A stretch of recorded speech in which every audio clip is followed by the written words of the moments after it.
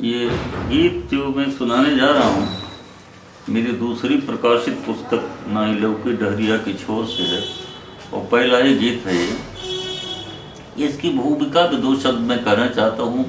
मेरी पत्नी brain haemorrhage से स्ट्रोक हो गया था, उनको 6.5 महीना वो बेड पर थे, तो बाद में बोलती नहीं थी, तो मैंने उनकी मूक भाषा को वाणी प्रदान की है। वो कुछ कह नहीं रही थी लेकिन मैं महसूस कर रहा था कि मुझसे कह रहे हैं।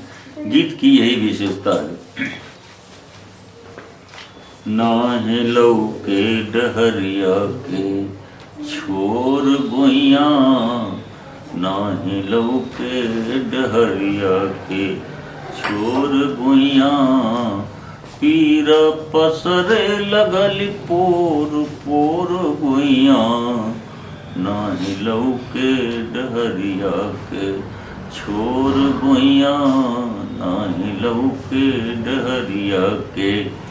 देहिए भइल आपन अपने के भारी, देहिए भइल आपन अपने के भारी, निर्दया अबहिना छोड़े व्यापारी, निर्दया अबहिना छोड़े व्यापारी, होई रहल ओही में तोर मोर गुइया, नाहि लौके डहरिया के छोर गुइया, नाहि लौके डहरिया के।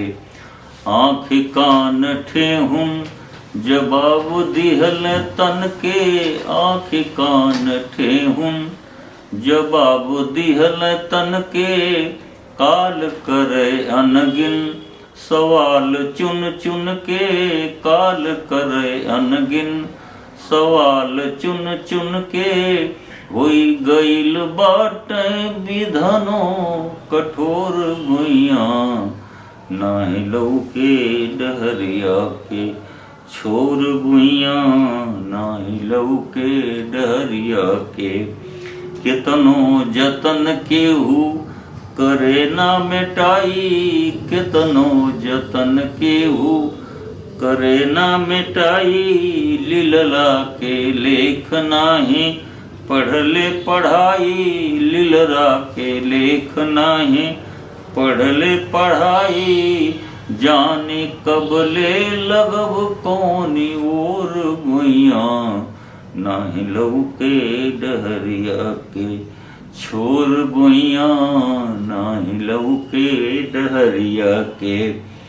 जिंदगी भर जाहिल गंवार हम रहले, जिंदगी भर जाहिल गंवार हम रहले, मनवा के हर बतिया कहियो ना पौले, मनवा के हर बतिया कहियो ना पौले, अब तो बाँचल जिंदगियो बा थोर गुइया, नाहि लौके डहरिया के छोर गुइया, नाहि लौके डहरिया के। 5 तत्वों से बना हुआ शरीर, उसके बारे में मैं कह रहा हूँ।